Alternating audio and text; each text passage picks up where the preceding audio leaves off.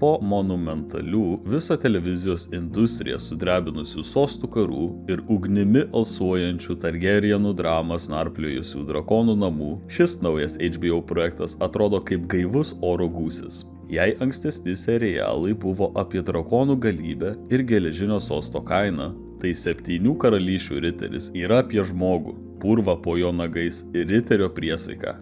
Tai sakmė apie 2 keisčiausius bendrakeleivius Westeroso istorijoje – milžinišką, paprastos kilmės riterį Dunką ir jo mažai ginklanešį Eggą, kuris savo plika galva slepia didžiausią karalystės paslaptį. Su jumis sveikinasi kinomania.lt ir šiandien mes grįžtame į Westerosą ne tam, kad stebėtume drakonus, karalių žūtis ar milžiniškas armijas. Kalbėsime apie naująjį serialą, kuris visą šią kruviną Westeroso visatą parodo visai kitoje šviesoje. Pasinerkime į George'o R.R. Martino sukurtą mitologiją, patyrinėkime, kaip dekonstruojamas riterystės mitas, aptarkime sudėtingus filmavimo užkulisius ir pabandykime suprasti, kodėl šis mažas serialas yra būtent tai, ko Westeroso fanai laukia visą dešimtmetį. Yra tokia tendencija šiuolaikinėje televizijoje. Kiekvienas serialas nori jūs nustebinti, kiekvienas personažas turi turėti slaptų motyvų, o kiekvienas herojus paslėptą tamsą. Sezonas turi baigtis kažkokiu siužetiniu posakiu, kuris apverčia viską aukštyn kojomis. Ir dažnai tai veikia.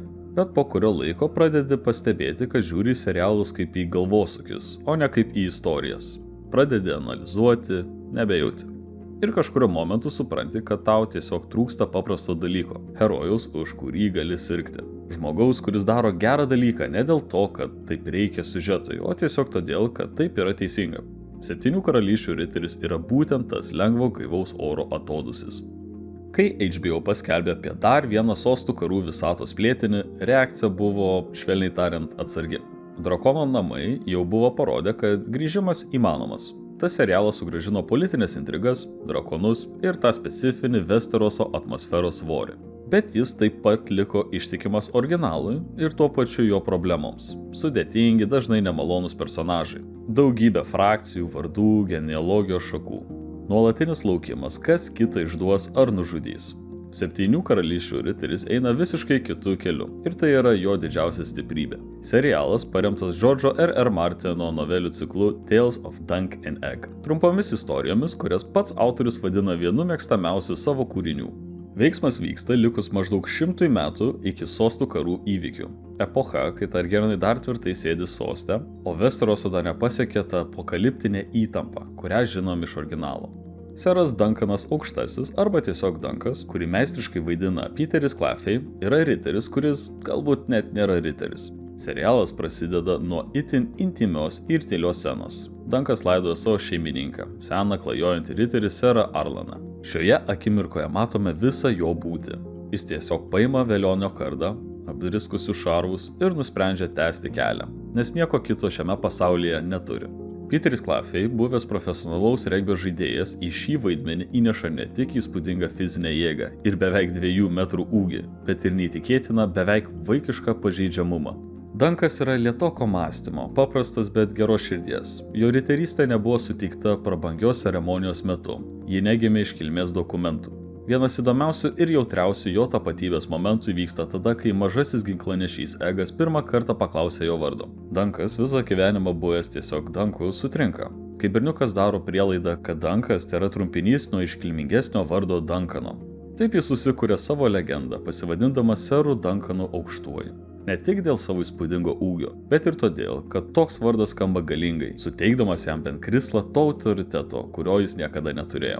Mažai ginklanešį Eggą įkūnija jaunasis talentas Dexteris Solas Anselis, kuriam filmavimo metu buvo vos 9 metai. Reikia pabrėžti, kad tokio amžiaus aktoriui išlaikyti pagrindinį vaidmenį tokio masto projekte yra milžiniškas iššūkis.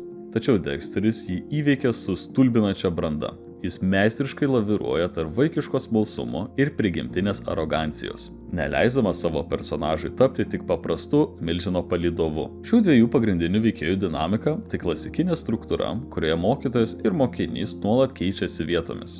Dankas moko Egą, kaip atrodo tikras gyvenimas, kai tavo skrandis tuščias, o vienintelė pastogė yra žvaigždėtas dangus. Tuo tarpu Egas tampa Danko vedliu per sudėtingus lordų herbus, etiketo taisyklės ir nuodingas politinės intrigas, kurios paprastą milžiną gali pražudyti greičiau nei bet koks kardas. Šiame rimtame fone jų ryšys nuolat žaižaruoja lengvu, humoro pilnu tonu. Dankas dažnai praranda kantrybę dėl vaiko plepumo ar visažiniškumo, kartais grasindamas skelti jam į ausį, nors abu žino, kad jis to niekada nepadarys. O Egas nepraleidžia progos sarkastiškai pakomentuoti Danko lėtumo ar jo nemokėjimo elgtis aukštuomenėje. Šios komiškos buitinės scenos suteikia serialui gyvumo ir šilumos, kurios taip trūko pagrindinėje sagoje. Ši neįtikėtina draugystė tampa skaidriausių veidrodžių parodančių, kas iš tiesų yra garbė.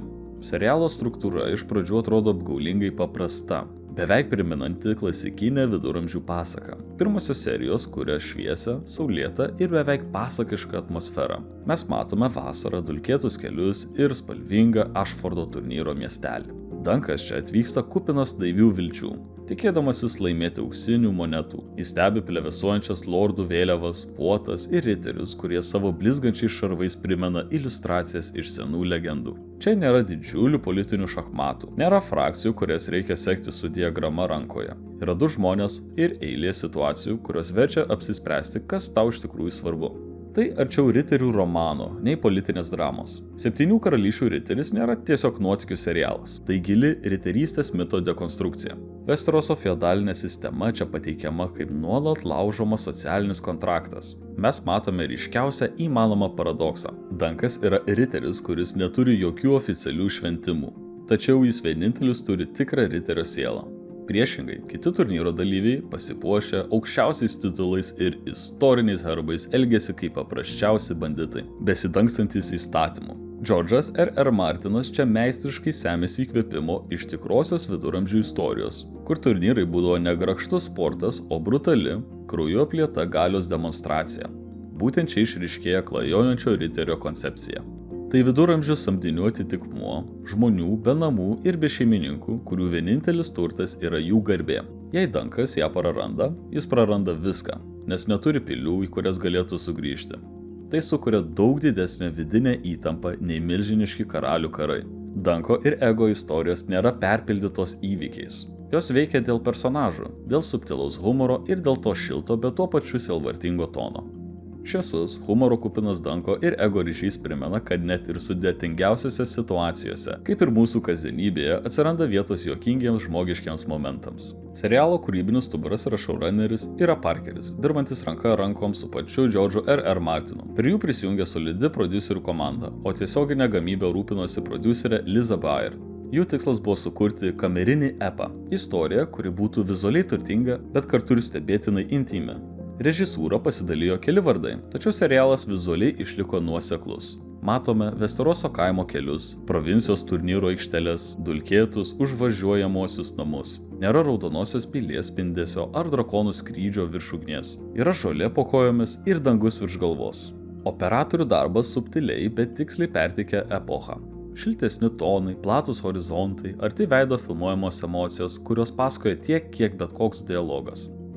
Didžioji dalis filmavimo vyko Šiaurės Airijoje, kuri jau yra tapusi dvasiniais Westeroso namais. Tačiau šįkart serialo kūrėjų komanda atsisakė sterilių studijų ir pasinėrė į laukinę gamtą. Pavyzdžiui, režisierius Owenas Harrisas sąmoningai vengia CGI panoramų, pasirinkdamas tai, ką kūrėjai vadina purvinuoju realizmu. Užkulisiuose tai reiškia kovą su nenuspėjamais airiškais orais. Aktorius Peteris Claffey ir jaunasis Dexteris ne kartą interviu metu minėjo, kad tas purvas ant jų veidų ir šlapi šarvai nebuvo vien grimų meistrų darbas, bet ir tikras lietus ir Šiaurės Airijos miškų drėgmė. Ashfordo turnyrų aikštė buvo pastatyta ne kaip butaforija, o kaip funkcionuojanti stovykla po atviru dangumi, kurioje viskas, nuo dūmų iš kalvių kaminų iki arklių prakaito kvapo, buvo tikra. Kompozitorius Danas Romeris, žinomas dėl savo unikalaus stiliaus, pasirinko radikaliai kitokį kelią, nei esame įpratę girdėti Westerose. Vietoj milžiniškų orkestrų, jo muzika remiasi liaudies instrumentais ir baladžių motyvais, kurie labiau primena smuklės muziką nei karaliaus menę. Tai pabrėžia ne karalysčių likimą, o paprasto žmogaus dalią ir nesibaigiančios kelionės melancholiją. Serialas labai gerai pertikė socialinius Westeroso sluoksnius per kasdienybę. Matome, ką reiškia būti nežinomu riteriu be žemės ar titulo. Ne aristokratų, tiesiog vidutiniu žmogumi, kuriam taisyklės, kodeksai ir garbė yra vienintelis turtas. 7 karalysčių riteris pasakoja apie garbę, bet ne romantiniu, pakiliu būdu. Jis klausia, ką darai su garbės kodeksu pasaulyje, kuris jo nesilaiko. Dankas nuolat atsiduria situacijose, kuriuose teisingas pasirinkimas yra brangus, pavojingas, dažnai atrodantis juokingas kitiems. Jis vis tiek jį renkasi. Ir tai nėra vaizduojama kaip didvyriška scena su dramatinė muzika. Tai tiesiog jo charakteris. Kartais erzinantis, kartais be galo jaudinantis. Seriale matome, kad riterio titulas nėra moralės garantija. Šalis pilna žiaurių, korumpuotų, savanaudiškų riterių. Dankas tai žino, jis pats išaugo toje aplinkoje, bet vis tiek tiki, kad galima rinktis kitaip. Ir tai nėra naivumas, tai pasirinkimas. Martinas nekartą yra sakęs, kad Danko ir ego istorijos jam asmeniškai ypač brangios. Jis jas rašo lėčiau ir atsargiau nei pagrindinius romanus, nes nenori skubinti. Planų esą yra daugiau nei 10 novelių, bet kol kas išleistos tik 3. 7 karalysčių riteris primena mums vieną tiesą. Didžiosios legendos susideda iš mažų sprendimų. Tai pasakojimas apie tai, kad riterystė yra ne titulas, o veiksmas. Serialas grąžina mus į Westerosą, kurį mes pamilome ne dėl magijos, o dėl personažų, kurie priversti rinktis tarp to, kas lengva ir to, kas teisinga. Istorija apie 2 žmonės, einančius dulkėtais keliais ir bandančius elgtis teisingai. Ir kažkodėl tas paprastumas veikia geriau nei daugybė kur kas ambicingesnių projektų. Šiandien, kai tiek daug serialų bando jūs manipuliuoti, suklaidinti ir nustebinti, kartais geriausia, ką gali padaryti, yra tiesiog parodyti žmogų, kuris stengiasi būti geras. Netobulas, nebūtinai herojiškas, tiesiog geras. Ir 7 karalysčių riteris tai padaro labai gerai. Dėkui, kad žiūrėjote. Su jumis buvo kinomania.lt. Nepamirškite prenumeruoti mūsų kanalą, spustelti patinka, palikti komentarą su savo nuomonė apie serialą ir sekti mus socialiniuose tinkluose. Iki kitų kartų.